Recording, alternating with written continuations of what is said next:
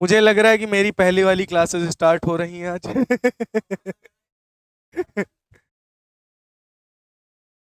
चलो। तो हम लोग आज फिर से स्टार्ट करेंगे, एक बार conservative force and non conservative force के बारे में जानेंगे। ठीक है चित्तू भाई? चलो। तो सबसे पहले आज हम लोग पढ़ने जा रहे हैं कौन से फोर्स के बारे में? Conservative force. कौन सा फोर्स? Conservative force. ठीक है। और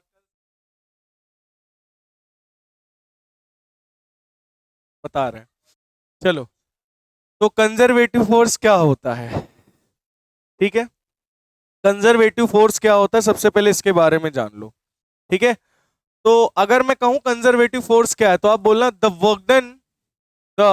work done by such force. बताओ इसका वर्क डन किस पे डिपेंड करता है? कंजर्वेटिव फोर्स वो फोर्सेस होते हैं जिनका वर्क डन पाथ पे डिपेंड नहीं करता, जिनका वर्क डन डिपेंड करता है इनिशियल और फाइनल पोजीशन पर। Does not depend on path. पहला पॉइंट। किस पे डिपेंड नहीं करता? पाथ पे डिपेंड नहीं करता। वो कौन से फोर्सेस हैं? कंजर्वेटिव। किस पे डिपेंड करता है कंजर्वेटिव फोर्स?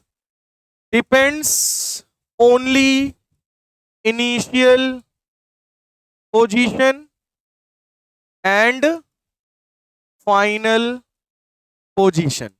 किस पे डिपेंड करता है बेटा? केवल और केवल इनिशियल और फाइनल पोजीशन पे डिपेंड करता है। फॉर एग्जाम्पल, एक एग्जाम्पल अगर मैं दूं कि एक पेन यहां पे है, इस पे फोर्स कितनी लग रही है? mg। इसको मैं यहां से यहां, यहां से यहां लेकर आया। अब बताओ इस पे फोर्स कितनी लग रही है? mg, है ना? तो फोर्स किस पे डिपेंड कर रही है? इनिशियल और फाइनल पोजीशन पर, पाथ पे डिपेंड नहीं कर रही। पाथ पे डिपेंड, जैसे फॉर एग्जाम्पल ये पॉइंट ए है, ये पॉइंट बी है। हम यहां से एक बार यहां तक गए तो वो फर्स्ट पाथ। फिर एक बार हम यहां से यहां तक गए, सेकंड पाथ। फिर हम एक बार यहां से होते हुए यहां चले आए, ये कौन सा पाथ? Third path. तो मैंने कहा ये जो फोर्स है, जो वर्कडन हो रहा है जिस फोर्स के द्वारा, वो फोर्स कंजर्वेटिव फोर्स है। तो इन तीनों पाथ पे वर्कडन कैसा होगा? तो मैं कहूंगा जो वर्कडन फर्स्ट का होगा पाथ का, वही वर्कडन सेकंड का होगा, वही वर्कडन थर्ड पाथ का भी होगा। पूछो क्यों? क्योंकि पाथ पे डिपेंड नहीं करता। कंजर्वेटिव फोर्स पाथ पे डिपेंड नहीं करता। वो किस पे डिपेंड करता है? केवल इनिशियल और फाइनल पोजीशन पे डिपेंड करता है। जैसे हमारे कौन कौन से फोर्सेस हैं? जैसे हमारे पास है gravitational force, electrostatic force, spring force, magnetic force, है ना? मतलब ये सारे फोर्सेस कैसे फोर्स हैं? कंजर्वेटिव। कैसे फोर्सेस हैं? कंजर्वेटिव फोर्सेस हैं। बात समझ में आई या नहीं आई? तो कंजर्वेटिव फोर्सेस में पहला फोर्स जैसे कि हमारे पास कैसा है? Gravitational force. दूसरा इलेक्ट्रोस्टैटिक फोर्स। और कौन कौन से फोर्सेस हैं? Spring force. ये सब क्या है? ये सब बेटा कंजर्वेटिव फोर्सेस हैं। कैसे फोर्सेस हैं? कंजर्वेटिव फोर्सेस हैं। बात समझ में आ गई या नहीं आई? बोलो। टेंशन फोर्स कंजर्वेटिव नहीं है। अभी मैं बताता हूं, चलो तुमको मैं प्रूफ करके दिखाता हूं कि ग्रेविटेशनल फोर्स कंजर्वेटिव फोर्स क्यों है। प्रूफ करूं? चलिए प्रूफ करके दिखाते हैं। ये एक स्लैंटी स्लोप है। क्या है? एक स्लोप है। हम लोग एक मास m का ऑब्जेक्ट है, इसको हम यहां से यहां तक ले जा रहे हैं। ये पॉइंट ए से पॉइंट बी तक इस ऑब्जेक्ट को ले जा रहे हैं, और ये डिस्प्लेसमेंट कर रहा है l। कितना डिस्प्लेसमेंट कर रहा है? l डिस्प्लेसमेंट कर रहा है, और थीटा एंगल पर इसको हम ले जा रहे हैं। कौन सा एंगल पर बेटा? थीटा एंगल पर इसको हम ले जा रहे हैं ऊपर सीधे। ये पाथ हो गया फर्स्ट। ठीक है। फिर दूसरा पाथ क्या है? हम यहां से पहले ऑब्जेक्ट को सी पॉइंट पर ले जाएंगे, और सी से फिर कहां ले जाएंगे? बी पॉइंट पर। तो ये पाथ हो गया तुम्हारा सेकंड। ये कौन सा पाथ हो गया बेटा आपका? ये हो गया पूरा सेकंड पाथ। तो दो पाथ से हम ले जा रहे हैं। तो सबसे पहले हम फर्स्ट पाथ देखते हैं। तो अगर मैं फर्स्ट पाथ पे आता हूं तो आप जरा गौर करिएगा, गौर फरमाइएगा, तो इस पे फोर्स नीचे कितना लगेगा, mg,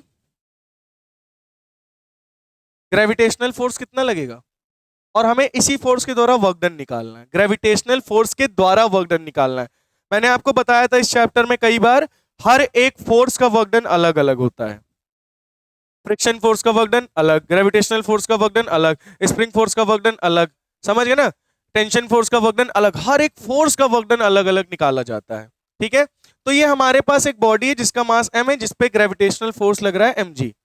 ठीक है, बहुत बढ़िया। अगर इस mg को तुम तोड़ोगे तो एक हिस्सा इधर साइड टूटेगा, एक हिस्सा इधर साइड टूटेगा। याद है ना, स्लैंटी स्लोप के तरफ में mg साइन थीटा टूटता है, कौन सा कंपोनेंट आता है, और इसके परपेंडिकुलर mg cos थीटा आता है, याद आया। अब जरा आप बताओ फोर्स किधर लग रहा है, तो वर्क डन का फॉर्मूला क्या होगा बताओ, फोर्स इनटू डिस्प्लेसमेंट। फोर्स किधर लग रहा, पीछे की तरफ, mg साइन थीटा, डिस्प्लेसमेंट किधर हो रहा, ऊपर की तरफ, दोनों के बीच में कितने डिग्री एंगल है, तो force into displacement cos 180 degree, बोलो सही है, cos 180 की वैल्यू बोलो, तो minus M G L sine theta, बोलो समझ में आया। ये पाथ फर्स्ट का वर्क डन आ गया, पाथ सेकंड का वर्क डन निकाल लिया जाए, अगर यही आता है तो मतलब कंजर्वेटिव फोर्स है। सही बात है, इतना आया कि नहीं आया, देखो फोर्स इधर लग रहा, लेंथ उधर है, इनके बीच का एंगल 180, cos 180 की वैल्यू -1। सरपा हाथ का इधर रहो, मातम मना रही है क्या? अच्छा, अब ध्यान सुनना, अब पहले इस ऑब्जेक्ट को इस ऑब्जेक्ट को हम यहां से अब की बार कहां ले जा रहे हैं, सीधे सी तक। अच्छा देखो, ग्रेविटेशनल फोर्स किधर लगेगा, नीचे की तरफ, डिस्प्लेसमेंट किधर हो रहा है, इधर की तरफ, इनके बीच का एंगल कितना बना, 90। तो मतलब इस यहां से यहां तक का वर्क डन क्या हो गया, 0। नहीं समझे, कह दो नहीं समझे, हाँ बोलो, अच्छे से बोलो, नहीं समझा, फिर समझा, आमी जे तुमा ए बी सी, ठीक। तो वर्क डन बाई ए सी, ए सी, यहां से मास हम कहां ले गए, इधर, तो फोर्स किधर लग रहा है, एम जी, डिस्प्लेसमेंट किधर हो रहा है, उधर, एंगल कितना बना, 90, यानी वर्क डन बाई ए सी कितना हो गया, ग्रेविटेशनल फोर्स के द्वारा ए से सी में वर्क डन कितना हो गया, 0।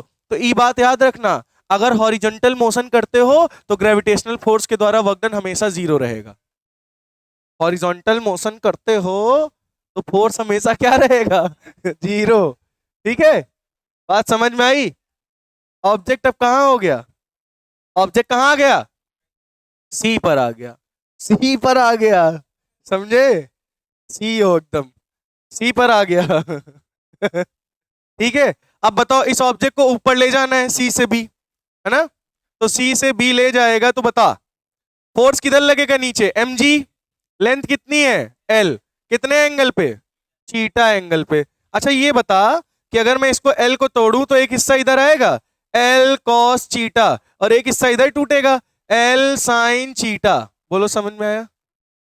तो ये एल साइन चीटा इसके बराबर नहीं होगा, तो ये लेंथ भी एल साइन चीटा नहीं होगी, होगी, होगी, बिल्कुल। फोर्स कितना लग रहा, एम जी, डिस्प्लेसमेंट कितना हुआ ऊपर की तरफ, L sine theta, cos, displacement ऊपर, फोर्स नीचे, कितने डिग्री का एंगल, 180 डिग्री, तो M G L sine theta, cos 180 की वैल्यू -1। देखो work done by second path भी क्या आ रहा है, -mgl साइन थीटा, और फर्स्ट पाथ पर क्या भी क्या है, -mgl साइन थीटा, और दो, हाँ हाँ एंटी पैरेलल, हाँ इसलिए माइनस साइन लगेगा। वर्क डन का फॉर्मूला होता है फोर्स इनटू डिस्प्लेसमेंट, फोर्स नीचे लग रहा है, डिस्प्लेसमेंट ऊपर हो रहा, तो फोर्स mg और displacement l sine theta, force into F D cos theta होता है ना, कॉस, और 180 डिग्री, कॉस 180 की value -1, minus mgl sine theta, minus mgl sine theta, hence proved. तो ग्रेविटेशनल फोर्स कैसा फोर्स है, कंजर्वेटिव फोर्स। बोलो समझ में? कंफर्म? पक्का या कच्चा? Very good. अब अच्छा सोचो कि ये ए पॉइंट है, सोचना सिर्फ, ठीक है? ए पॉइंट से मैं इधर गया, इधर से इधर गया, इधर से इधर गया, इधर से इधर गया, इधर से इधर गया, इधर से इधर गया, फिर यहां चला आया।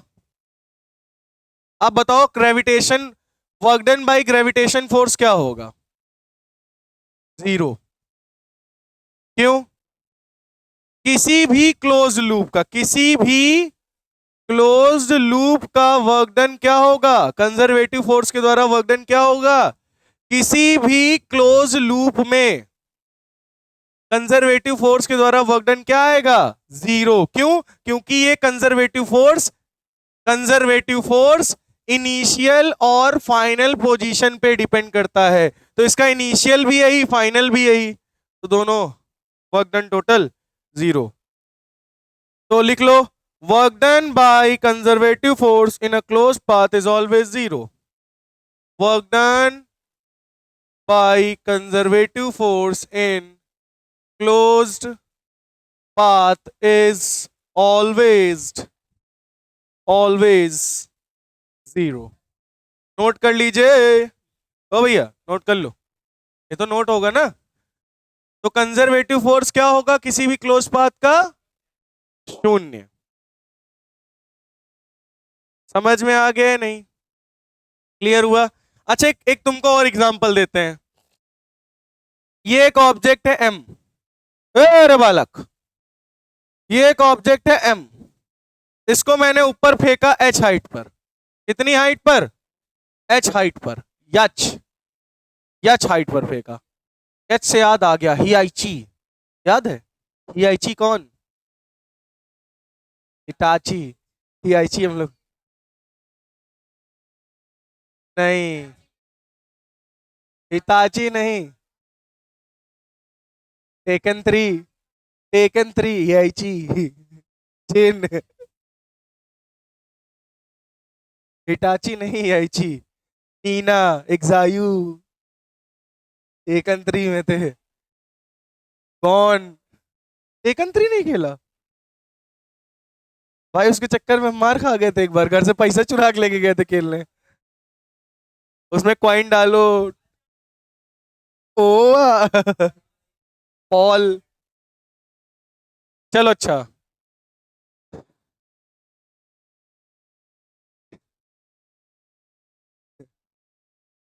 देखो m मास का एक ऑब्जेक्ट है जिसको हमने कितनी हाइट h पे ऊपर फेंका? h हाइट पे। कितनी हाइट पे? तो मैं इसका ग्रेविटेशनल फोर्स के द्वारा वर्क डन निकालने जा रहा हूं। चलो बताओ ग्रेविटेशनल फोर्स किधर लग रहा है? किधर लग रहा है? नीचे। कितना? mg। कितना लग रहा है बेटा? mg। ठीक है। डिस्प्लेसमेंट किधर हो रहा है? डिस्प्लेसमेंट किधर हो रहा है? ऊपर। तो क्या लिखोगे? Force into displacement into cos theta. Force कितना लगा? mg। डिस्प्लेसमेंट कितना हुआ? h। कॉस 180 डिग्री, 180 की वैल्यू माइनस mgh। बोलो समझ में आया? ऊपर जाते वक्त। अब नीचे गिरेगा तो नीचे फोर्स कितना लग रहा है? mg। कितना नीचे आया हाइट? h। तो बताओ W is equal to force mg, h height, cos 0 degree, 0 degree की वैल्यू 1, mgh। तो ये वर्क डन आया सेकेंड बार का, ये वाला वर्क डन आया फर्स्ट बार का। तो टोटल वर्क डन क्या आएगा? टोटल वर्क डन क्या आएगा? वर्क डन यानी प्लस mgh माइनस mgh, दोनों कैंसिल हो गया 0। तो देखो ऊपर गया, इनिशियल पॉइंट इसका यही था ना, ऊपर गया वापस से नीचे चला है, उसी इनिशियली फाइनल पॉइंट भी है। तो एक क्या बन गया? एक लूप। क्या बन गया? एक क्लोज लूप। और उसमें वर्क डन क्या होता है कंजर्वेटिव फोर्स का? जो कि आ रहा है। समझ में आ गई बात? क्लियर हुआ कि नहीं हुआ? समझ में आ गया? बहुत बढ़िया। चलो अच्छा, एक बात और बताओ तुम लोग। नहीं तुम एक बता दो बस। ये एक ऑब्जेक्ट है m, इसको मैं डिस्प्लेस करा रहा हूं s, और फ्रिक्शनल फोर्स लग रहा है, एक फोर्स लग रहा है पीछे F, तो इसका वर्क डन क्या आएगा? Minus F S by F S cos 180 minus. अच्छा, फिर ये ऑब्जेक्ट को हम यहां से कहां लेकर आ रहे हैं? इधर साइड, और डिस्प्लेसमेंट अभी भी कितना हुआ है? एस, और फोर्स अभी भी किधर लग रहा है? पीछे। यहां पे भी वर्क डन क्या होगा? ये फर्स्ट वर्क डन। यहां का भी सेकंड वर्क डन क्या होगा? Minus F S. मैं अगर टोटल वर्क डन निकालू तो माइनस 2 FS आएगा। अब बताओ क्या इसका वर्क डन 0 हुआ? इसका इनिशियल पॉइंट ये था A, और वापस होके वापस इनिशियल पॉइंट पे आ गया। ये भी एक क्लोज लूप है। क्या वर्क डन 0 आया? नहीं। अगर वर्क डन नहीं 0 आया तो मतलब ये फोर्स के द्वारा जो वर्क डन है वो कंजर्वेटिव फोर्स नहीं है। वो कैसा फोर्स है? नॉन कंजर्वेटिव फोर्स कहलाएगा। कौन सा फोर्स? मतलब नॉन कंजर्वेटिव फोर्स है वो। कौन सा फोर्स है? Non conservative. क्यों? क्योंकि क्लोज लूप का फोर्स वर्क डन 0 नहीं आ रहा, मतलब एक ऐसा फोर्स है नॉन कंजर्वेटिव।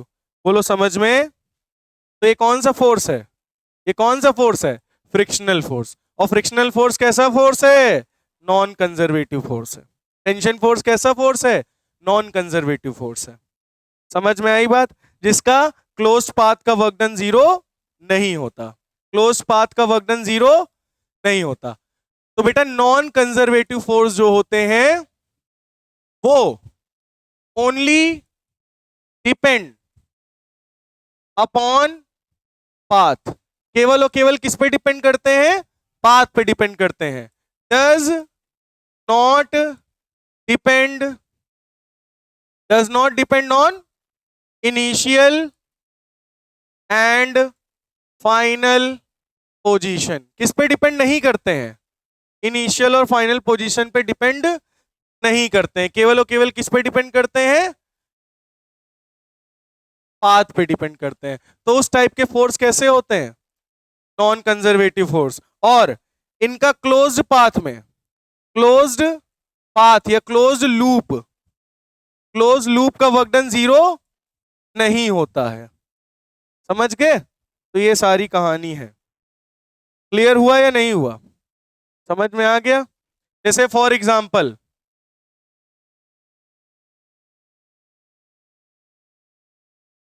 ये एक टेबल रखी है, ठीक है? टेबल का एक पांव हटा दो, अरे हटा ही दो, टेबल ही हटा दो। तो एक ऑब्जेक्ट है, इसको एक बार हम यहां से मूव करके यहां ले गए, फिर एक बार यहां से मूव करके यहां ले गए, यहां से मूव करके यहां लाए, फिर यहां से मूव करके यहां, एक बार यहां और एक बार यहां से होके यहां लाए।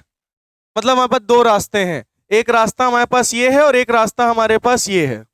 दो रास्ते हैं, तो इन दोनों का वर्क डन 0 होगा या नहीं होगा? बताओ, निकाल के दिखाओ।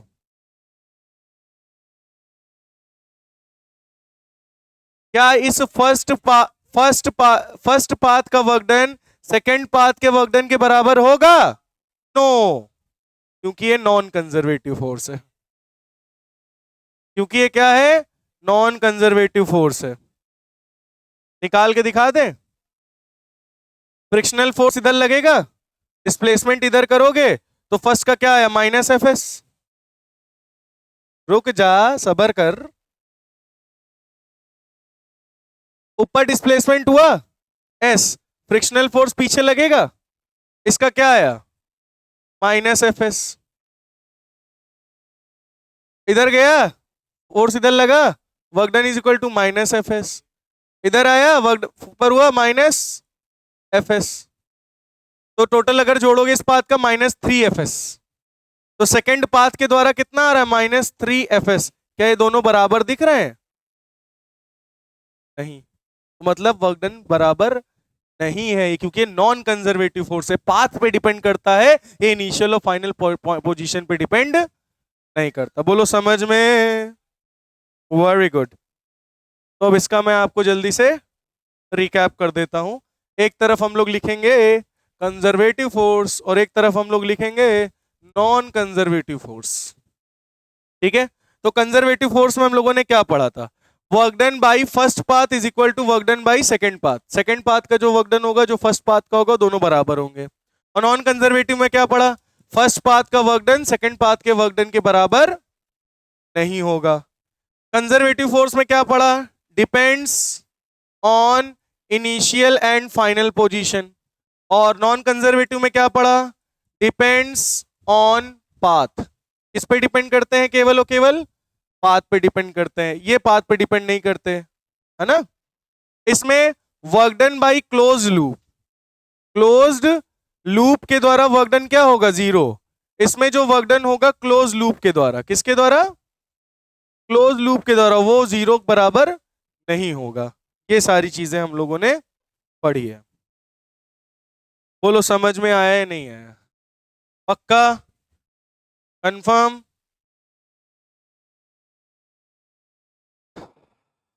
चलो देखो, अब बेटा हम लोग के पास जैसे मान लो कोई फोर्स आ जाता है, क्या आ जाता है?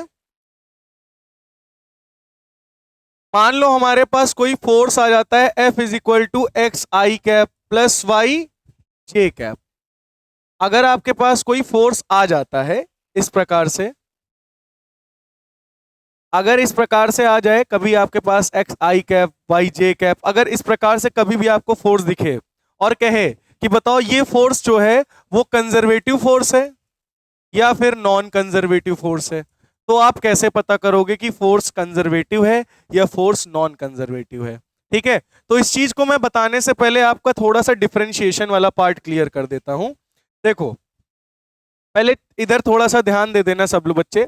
जैसे आपका लिखा है डी बाई डी एक्स, ठीक है, क्या लिखा है? D by D x. तो फंक्शन हम एक्स को मानेंगे जो नीचे वाले डी के साथ होगा। अब जैसे ऊपर है एक्स स्क्वायर, तो इसका डिफरेंशिएशन हम कर सकते हैं, ये फंक्शन है, ये फंक्शन है। अब जैसे मैंने लिखा डी बाई डी एक्स और ऊपर लिख दिया टी, तो हमारा फंक्शन एक्स है और ऊपर कोई भी एक्स नहीं है, तो ऊपर कोई भी एक्स नहीं है तो मतलब ये क्या है? कांस्टेंट है, तो इसका डिफरेंशिएशन हो जाएगा 0। क्या हो जाएगा? हाँ सेम होता, फंक्शन माना जाएगा, अन्यथा वो कांस्टेंट होगा। क्या होगा? वो जो नीचे होगा वही फंक्शन ऊपर माना जाएगा, अन्यथा वो क्या माना जाएगा? कांस्टेंट। कांस्टेंट। अब नीचे x है, ऊपर x का ही फंक्शन है, तो इसका डिफरेंशिएशन हो जाएगा 2 आगे आ जाएगा, x की पावर में 2 - 1 यानी 2x पावर 1 आ जाएगा। ये इसका डिफरेंशिएशन हो गया। समझ में आया? अब जैसे मान लो नीचे क्या दिया गया है? अब मान लो नीचे हमने दे दिया डी बाई डी टी, ऊपर दे दिया x। अब बताओ नीचे क्या लगा है? t। अब फंक्शन क्या है? t है, तो ऊपर हम t वाले को लेकर ही वर्क करेंगे। तो अब ये कांस्टेंट हो गया, इस t के लिए x क्या है? कांस्टेंट है, इसका फंक्शन डिफरेंशिएशन 0। इसका 3 आगे आ जाएगा, t की पावर में 3 - 1 यानी 3t की पावर 2। तो जो नीचे होगा वही फंक्शन ऊपर मानेंगे हम, अन्यथा वो क्या होगा? कांस्टेंट। ये बात समझ में आ गई? इस चीज को दिमाग में बैठाए रखना। अब हम पता करेंगे कि ये फोर्स कंजर्वेटिव है या नॉन कंजर्वेटिव। तो इसके लिए बेटा एक जनरल फॉर्मूला होता है, जनरल स्टैंडर्ड फॉर्म है, F x I cap plus F Y J cap plus F Z के कैप। ठीक है, ये जनरल फॉर्म है फोर्स का। ठीक है, तो हम क्या करेंगे? Partial differentiation. और पार्शियल ये फुल्ली डिफरेंशिएशन है। टी पार्शियल डिफरेंशिएशन का साइन ऐसे बनता है, ये। ठीक है, तो differentiation of force X F X with respect to Y, किसके रिस्पेक्ट में डिफरेंशिएशन हो रहा? वाई के। और किसका डिफरेंशिएशन हो रहा? F X force, X axis वाले पर फोर्स जो लग रहा है उसका हो रहा है, बराबर। फिर partial differentiation of F Y with respect to X, partial, वो भी मैथ्स में आपको पढ़ाया जाएगा। पार्शियल मतलब आधा, थोड़ा, समझ गए? हाँ हाँ ठीक है, पहली कंडीशन। दूसरी कंडीशन क्या होगी? Differentiation of F X upon with respect to Z is equal to partial differentiation of F Z with respect to X. ये दूसरी कंडीशन। ठीक है, एक और लास्ट कंडीशन है, तीसरी, differentiation of F Y force with respect to Z is equal to differentiation of F Z with respect to Y. तो ये तीन कंडीशन आपको सेटिस्फाई करनी है, अगर ये तीन कंडीशन इस फोर्स की सेटिस्फाई हो रही है तो मतलब वो फोर्स कैसा होगा, कंजर्वेटिव फोर्स होगा। अगर इन तीनों में कोई भी एक कंडीशन सेटिस्फाई नहीं होगी तो इसका मतलब वो नॉन कंजर्वेटिव फोर्स होगा। वो क्या होगा बेटा, नॉन कंजर्वेटिव फोर्स। तो चले सबसे पहले हमारे पास ये पहला फोर्स है F is equal to X I cap Y J cap. मतलब ये कौन सा फोर्स है Fx और ये कौन सा फोर्स है Fy।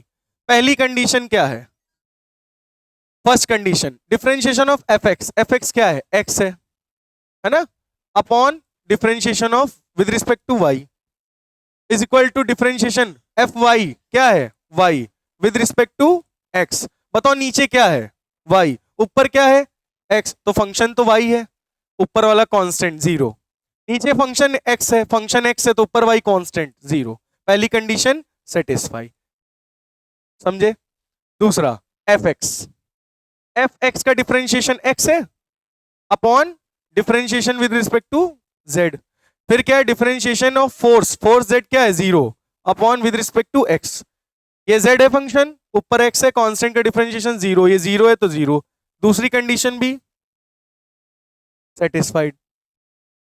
तीसरी कंडीशन, चलो बताओ तीसरी कंडीशन क्या है, differentiation y, differentiation partial differentiation of y with respect to z is equal to 0 up with respect to y, तो 0 बराबर 0। तीसरी कंडीशन भी सेटिस्फाइड। इसका मतलब जो ये फोर्स है हमारा वो कैसा फोर्स है, कंजर्वेटिव फोर्स। कुछ समझ में आया या नहीं आया, आया। अभी और अच्छे से आएगा, इतना पहले अगर आ गया हो तो ठीक है। अभी हम दूसरा कोई लेके देखते हैं और उसको सॉल्व करके आपको दिखाते हैं, ठीक है। चलो, हाँ हो रहा है। F is equal to 3x 3y I cap plus 3x J cap. चलो, क्या बोला गया, आपको फोर्स दिया गया है 3y I cap. I cap का मतलब ये x एक्सिस पे जो फोर्स लग रहा है Fx, ये क्या है Fx, ये क्या है Fy फोर्स है, y डायरेक्शन का फोर्स, ठीक है। x है y है उससे डजेंट मैटर। अब आपको बताना है, और Fz तुम्हें दिख रहा है यहाँ पे, Fz क्या है 0, Fz क्या है 0। तो ये कंजर्वेटिव फोर्स है या नॉन कंजर्वेटिव फोर्स, ये बताओ। तो चलिए फाइंड आउट करते हैं। पहली condition differentiation partial differentiation of Fx with respect to y,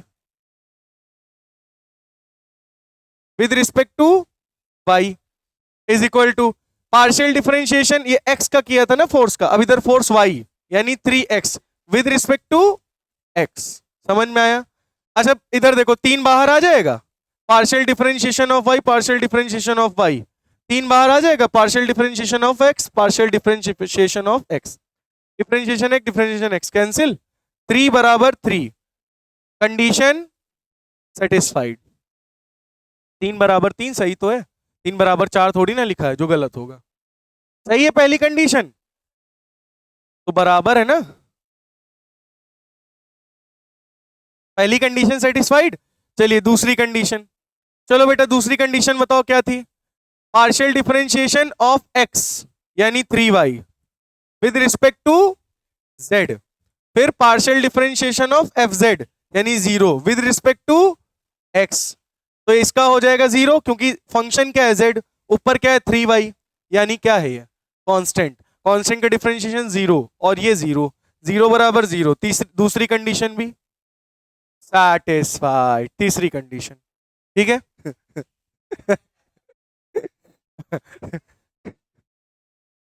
ऐसे न मुझे तुम देखो, दरिया में गिरा दूंगा।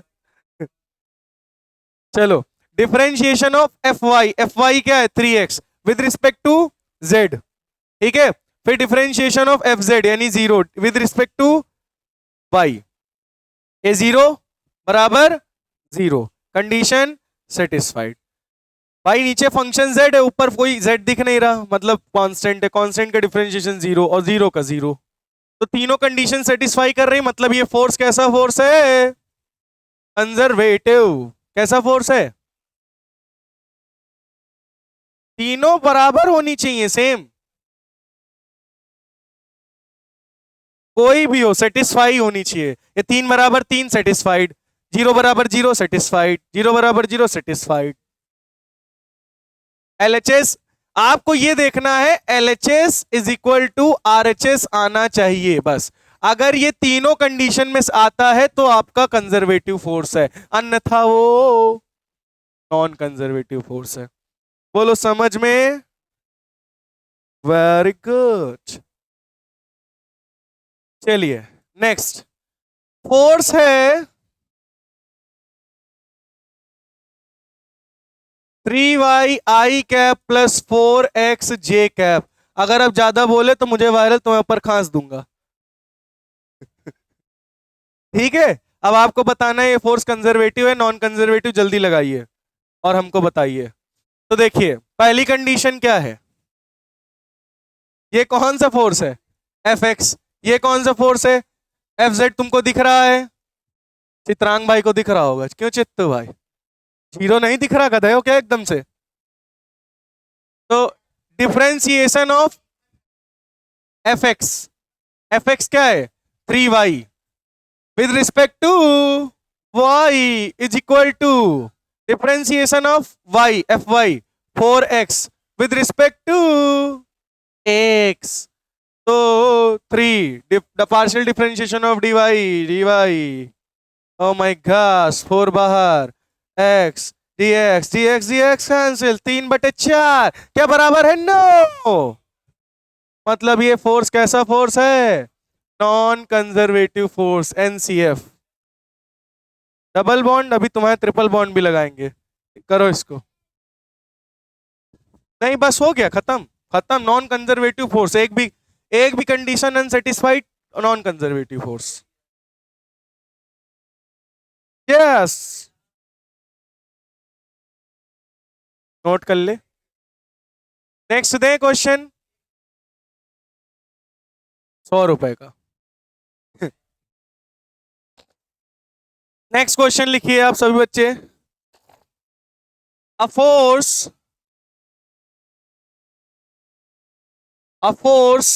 F is equal to I cap plus, और क्या दिया गया है? 3yj cap, 3yj cap acts on a body, acts on a body, acts on a body, follows the path as shown,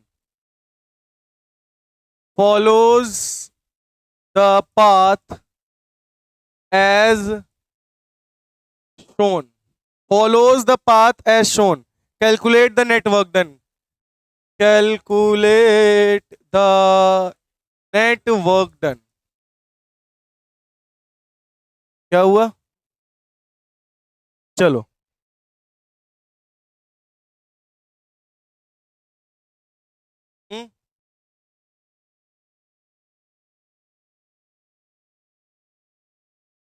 चलो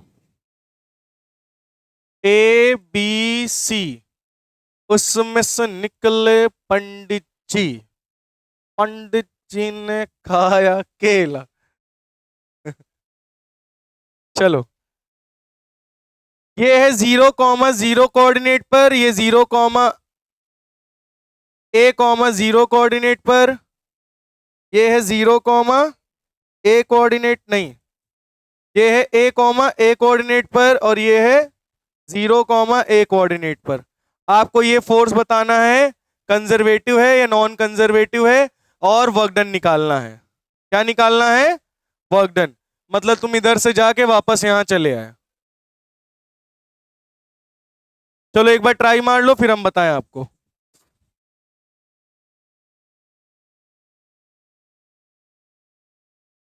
देखो इसको लगाने से पहले, देखो तुम्हें अगर वर्क डन फाइंड आउट करना है तो पहले तो ये पता कर लो फोर्स कंजर्वेटिव नॉन कंजर्वेटिव। अगर फोर्स कंजर्वेटिव निकला तो वर्क डन लूप है, क्लोज लूप का वर्क डन 0, खट्टे से बता दोगे। नॉन कंजर्वेटिव निकला तो फिर निकालना पड़ेगा। तो पहले हम ये पता कर लेते हैं ये फोर्स कंजर्वेटिव है या फिर नॉन कंजर्वेटिव। तो फर्स्ट कंडीशन क्या है बोलो? डिफरेंशिएशन ऑफ Fx, Fx की वैल्यू क्या है? 1। with respect to y is equal to differentiation of partial differentiation of 3y with respect to x 0 बराबर 0। पहली कंडीशन सेटिस्फाइड। दूसरी condition differentiation of fx force 1 with respect to z, differentiation of force fz 0 with respect to x कितना हो गया 0 बराबर 0। दूसरी condition भी satisfied.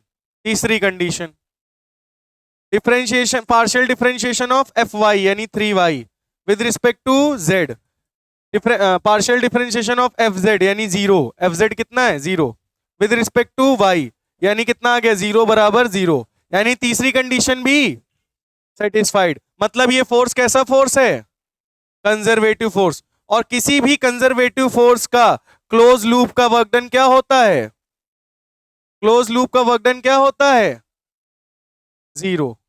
Close loop का वर्क डन क्या होगा 0। मतलब यहां पे जो वर्क डन हुआ है ए से बी, बी से सी, सी से ओ तक ले जाने पर वो क्या होगा 0, क्योंकि ये कंजर्वेटिव फोर्स है। समझ में आ गई बात? नोट कर लो।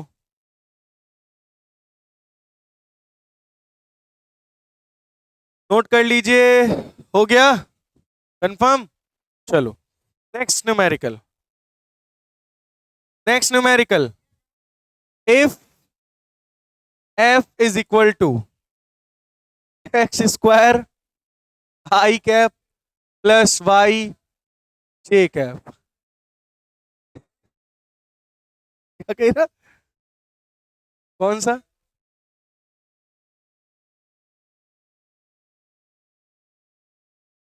आगे आए हैं, सुने सुने।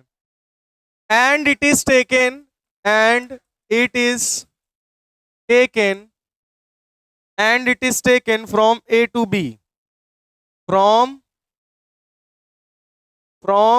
A to B as shown, as shown, which is correct, which is correct। ये एक ग्राफ बना रहे हैं, ठीक है। एक ये ऑब्जेक्ट है ए, इसको पहले हम ए से बी ले गए इस पाथ से, फिर एक बार ए से बी ले गए इस पाथ से, पाथ नंबर 1 या पाथ नंबर 2। बताओ work done by first path is equal to work done on second path बराबर होंगे, work done on first path doesn't equal to work done on second path होंगे, या work done first path का greater होगा work done second path से, या work done first path का less होगा वर्क डन सेकंड पाथ से। Option number A B C D, बताइए कौन सा ऑप्शन सही। चलिए करिए इसको जल्दी से आप लोग। तो चलो बेटा ये वाला क्वेश्चन लगाते हैं फिर। फर्स्ट तो एक बच्चे का ऑप्शन आ रहा है वर्क डन फर्स्ट पाथ का बराबर सेकंड। तो पहले हम चेक कर लेते हैं फोर्स कंजर्वेटिव है या फिर नॉन कंजर्वेटिव। तो condition number 1 differentiation of F X force यानी X square with respect to Y is equal to differentiation of F Y with respect to partial differentiation X यानी 0 बराबर 0। पहली कंडीशन सेटिस्फाइड। फंक्शन क्या है y, ऊपर क्या है एक्स स्क्वायर, तो फंक्शन y है, ऊपर y तो दिख नहीं रहा, मतलब एक्स स्क्वायर क्या है कांस्टेंट। यहाँ नीचे x है तो ऊपर फंक्शन x होगा, तो ऊपर y है तो y अब कांस्टेंट है ना, तो दोनों का डिफरेंशिएशन 0। पहली कंडीशन सेटिस्फाइड। दूसरा differentiation of F X, partial differentiation of F X यानी X square with respect to z is equal to 0 with respect to x। F Z, यहाँ एफ जेड फोर्स रखोगे एफ जेड 0 है यानी 0 बराबर 0। दूसरी condition भी satisfied. तीसरी condition differentiation of partial differentiation of F Y force with respect to Z, Z का differentiation, Z का फोर्स कितना है 0 विद रिस्पेक्ट टू वाई यानी 0 बराबर 0। तीसरी कंडीशन भी सेटिस्फाइड। अगर तीनों कंडीशन सेम है तो फर्स्ट पाथ का जितना वर्क डन होगा उतना ही सेकंड पाथ का होगा, क्योंकि कंजर्वेटिव फोर्स, ये कंजर्वेटिव फोर्स है जो कि पाथ पे डिपेंड नहीं करता। मतलब option number A is correct. Clear हो गया समझ में? वेरी गुड, नोट कर लो। नोट कर लिया? बहुत बढ़िया।